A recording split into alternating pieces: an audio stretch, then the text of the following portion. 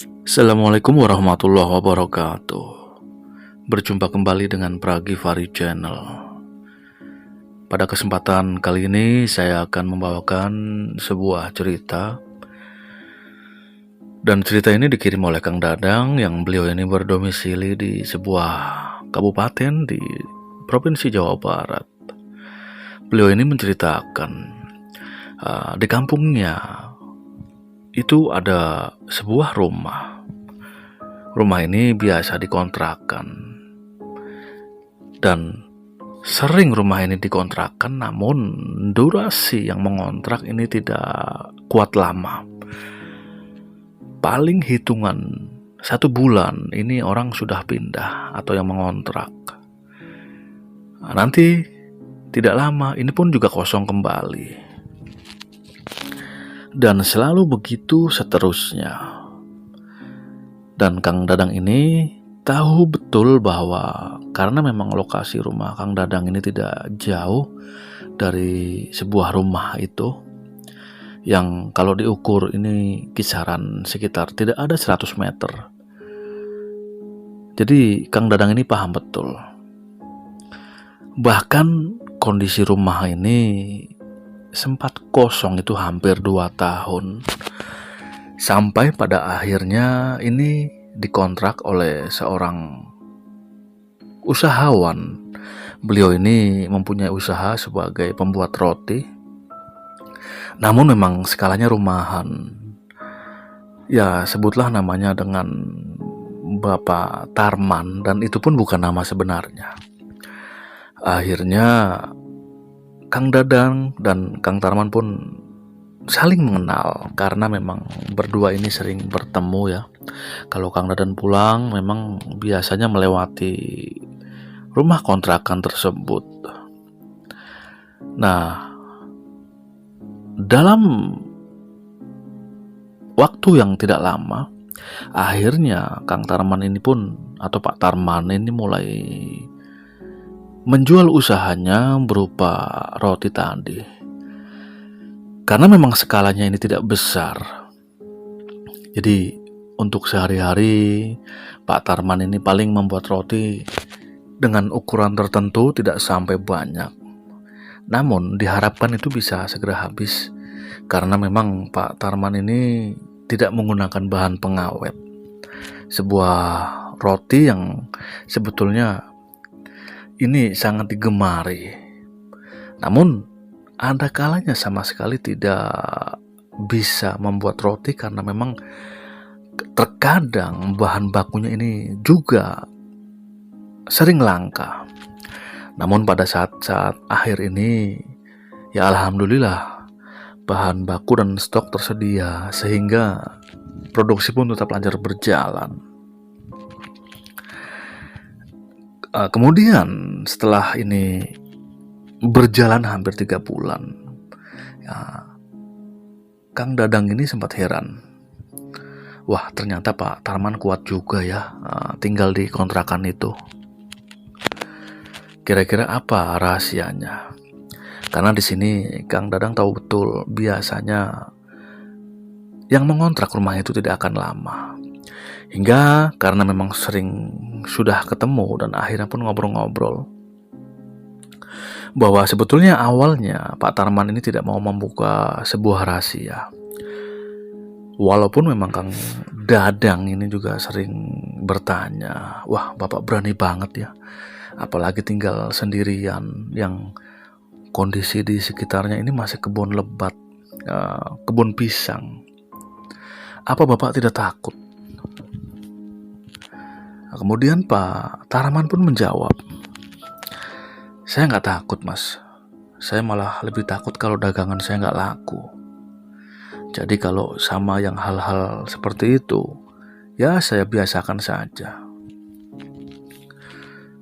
Kemudian timbul penasaran dari Kang Dadang. Hal apa Pak kira-kira yang ada di rumah itu? Katanya angker. Kemudian Pak Tarman pun tidak langsung menjawab. Beliau ini hanya menjelaskan sebisanya. Ya, namanya barang halus mas, hampir di setiap rumah kan ada. Namun ya saya menganggapnya biasa saja. Walaupun memang kadang-kadang juga takut, tapi ya namanya saya di sini usaha. Ya mau tidak mau, saya tidak begitu menghiraukannya.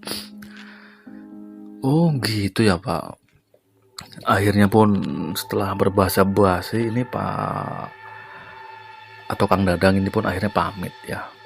Hingga singkat cerita, ketika sudah 3 bulan di kontrakan tersebut, ini tiba-tiba Pak Tarman ini pindah ke lain desa. Dan di sana itu mungkin tidak sampai 1 bulan, ini kembali lagi ke kontrakan tersebut. Dan alhamdulillah memang kontrakan itu sepi atau kosong ya, walaupun sempat pindah ke luar. Namun ketika ini pamit ke yang punya kontrakan, dan alhamdulillahnya lagi ya kontrakan itu masih bisa dimasuki oleh Pak Tarman. Dan di sana Pak Tarman pun melanjutkan usahanya membuat roti kembali. Nah, di sini ketika Pak Tarman kembali lagi ke kontrakan tersebut, Kang Dadang sempat heran. Dan akhirnya pun sambil pulang kerja ini Pak Tarman kebetulan pada saat itu memang sedang tidak membuat roti. Nah, Kang Dadang ini mampir sebentar. Loh, katanya pindah ke desa lain, Pak. Kok ini malah di sini lagi? Selidik Kang Dadang. Ya, akhirnya Pak Tarman pun bilang, iya Mas, nggak tahu di sana itu usaha saya seperti kembang kempis. Roti juga sering lebih banyak kalau malam atau sore hari. Makanya saya rugi Mas. Akhirnya pun Kang Dadang bilang, oh gitu ya Pak. Emang kalau di sini ini penjualannya bagus Pak. Kang Dadang pun bertanya kembali. Ya alhamdulillah Kang, di sini usahanya bagus, tapi ya ada syaratnya. Loh, syarat apa Pak? Belum sempat Kang Dadang bertanya lagi, Pak Tarman pun langsung bilang, tapi ini rahasia loh ya Kang Dadang, jangan sampai orang lain tahu. Ya di sini saya juga bingung. Saya tidak melakukan pesugihan dan juga tidak melakukan perjanjian apapun dengan hal-hal yang berbau mistis. Namun ini saya alami, Kang Dadang, dan ini saya amati ya. Tapi jujur, jangan bilang siapa-siapa. Sebelum menceritakan hal rahasia itu, Pak Tarman pun betul-betul membujuk supaya Kang Dadang tidak membocorkan rahasianya. Nah, Kang Dadang pun bilang, oke Pak, saya tidak akan bilang ke siapa-siapa ya. Ya silakan Pak Tarman cerita, saya dengarkan saja. Akhirnya di situ pun Pak Tarman cerita. Jadi gini Kang, ini entah saya saja yang mengalami atau penghuni sebelumnya, bahwa kalau malam hari setelah saya mengoven roti, saya ini awal-awalnya kaget hampir pingsan. Kenapa hampir pingsan ya? Karena kalau saya mengepak roti yang sudah di oven, jadi oven itu selesai sekitar jam 10 atau jam 11 malam. Ini tidak langsung dimasukkan ke kemasan. Ini saya istilahnya didinginkan dulu di tempat seperti tatakan ya, supaya dingin. Karena apa? Kalau panas-panas langsung dimasukkan ke dalam plastik, ini juga akan mengembun dan akan gampang basi. Jadi gitu, ketika saya sedang mengoven ya, ini sering Mas, di sebelah kiri atau kanan saya atau bahkan di sudut mata, saya ini melihat ada satu sosok. Sosoknya seperti pocong. Awalnya saya kaget, hampir pingsan saya. Ketika saya tengok, itu ada di belakang saya dengan jarak mungkin sekitar 3 meter. Sosoknya ini diam saja. Namun ya namanya hantu seperti itu, saya seperti merinding yang sangat merinding. Bahkan saya sampai sakit kepala ya, karena mungkin takut. Nah, itu terjadi ketika saya sudah seminggu di sini. Hampir tiap malam saya selalu diawasi. Namun, ada malam-malam tertentu yang dia ini tidak hadir. Dan setelah saya amati, kalau dia tidak mengawasi saya, dagangan yang saya jajakan siang hari ya, itu selalu tidak habis. Istilahnya banyak sisa atau tidak laku. Ya mau tidak mau saya jual kemudian di lain hari. Itu tuh juga sama. Bahkan sampai seperti roti itu ada jamurnya. Ya akhirnya saya buang. Ya dilematis Kang Dadang saya di sini. Satu sisi saya ini takut, namun juga senang. Karena senangnya begini. Setiap malamnya saya ini sedang mengepak dan diawasi pocong itu, hampir dipastikan paginya dagangan saya laris. Itu sudah saya amati lama. Nah, namun di sini saya sudah tidak kuat. Ya, mungkin hampir 3 bulan saya tidak kuat. Walaupun dagangan itu habis.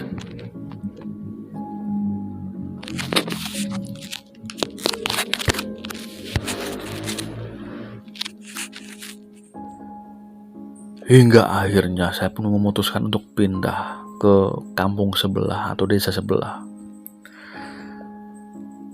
Namun malah di sana dagangan saya tidak berkembang, malah bahan habis, uang, jangankan uang istilahnya keuntungan, bisa balik modal pun itu sudah bagus. Itu saya di desa sebelah hampir 1 bulan Kang Dadang, hingga betul-betul hampir menguras keuntungan bahkan tabungan saya. Nah di sini akhirnya saya putuskan lagi. Dan ketika saya bertanya kepada sang punya rumah, ya ternyata karena memang masih kosong ya, saya pun kembali lagi mengontrak rumah itu atau rumah ini. Tapi ini janji loh Kang, jangan bilang ke siapa-siapa ya. Ini ya itu tadi, saya tidak melakukan perjanjian apa-apa. Saya juga tidak memuja atau bahkan istilahnya pesugihan. Namun yang saya alami seperti itu.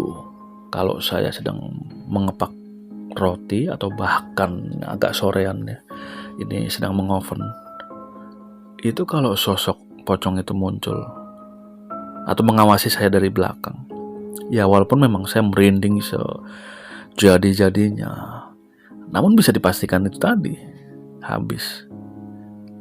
Tapi kalau dia nggak ada, pasti kurang begitu laku. Ini saya bingung entah sugesti atau apa, hingga akhirnya saya pun kembali lagi ke sini Kang. Nah, kemudian Kang Dadang pun hanya bisa manggut-manggut dan tidak bisa berbicara apa-apa. Karena kalau pengalaman seperti itu ya Kang Dadang sendiri baru mendengarkan secara langsung dari yang mengontrak rumah itu ya. Karena setahu Kang Dadang yang dia dengar dari cerita-cerita penghuni sebelumnya ya katanya memang rumah itu angker. Bahkan jarang yang kuat lama. Nah ini Pak Tarman ini termasuk kuat lama, bahkan karena memang beliau ini usaha ya. Namun ya kembali lagi ke hal tersebut bahwa di sini Kang Dadang sendiri tidak bisa menghakimi bahwa itu pesugihan ataupun bukan. Namun jika Kang Dadang membayangkan menjadi Pak Tarman juga tidak akan berani sekuat itu ya. Dan akhirnya Kang Dadang pun ketika hampir maghrib ini pamitan kepada Pak Tarman. Dan sebelum pulang, Pak Tarman ini bilang lagi, ya Kang Dadang tolong jangan cerita ke siapa-siapa. Kang Dadang pun mengiyakan, iya Pak, siap. Hingga akhirnya beberapa hari kemudian Bapak Tarman ini pulang kampung.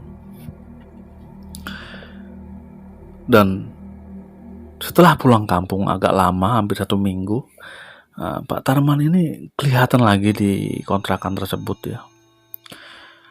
Katanya setelah bertemu semenjak pulang itu ya, ini anaknya mendadak sakit. Jadi Pak Tarman ini punya anak bungsu yang usianya mungkin katanya 7-8 tahun. Dan pada saat itu jaraknya tidak lama setelah bercerita kepada Kang Dadang, anak ini sakit demam sambil mengigau dan meracau. Katanya melihat sosok pocong ya di kamarnya. Dan ketika dibawa ke dokter ini pun iya normal, dalam arti tidak ada penyakit yang berat. Hingga akhirnya kerabat Pak Tarman pun memberi saran, coba dibawa ke orang yang ngerti Pak. Dan saran itu pun diikuti oleh Pak Tarman. Nah, ini cerita Pak Tarman ya. Ketika sedang di rumah seorang yang mempunyai lenuih lah istilahnya. Orang tersebut bilang bahwa, wah ini penghuni dari yang kontrakan Bapak ini. Kalau bisa Bapak ini cepat buru-buru pindah lokasi saja usahanya. Di sana kurang bagus Pak. Dan di situ sekalian Pak Tarman bercerita pengalamannya. Hingga akhirnya Pak atau orang Linuhi tersebut bilang, ya memang begitu Pak, itu namanya tipu daya ya.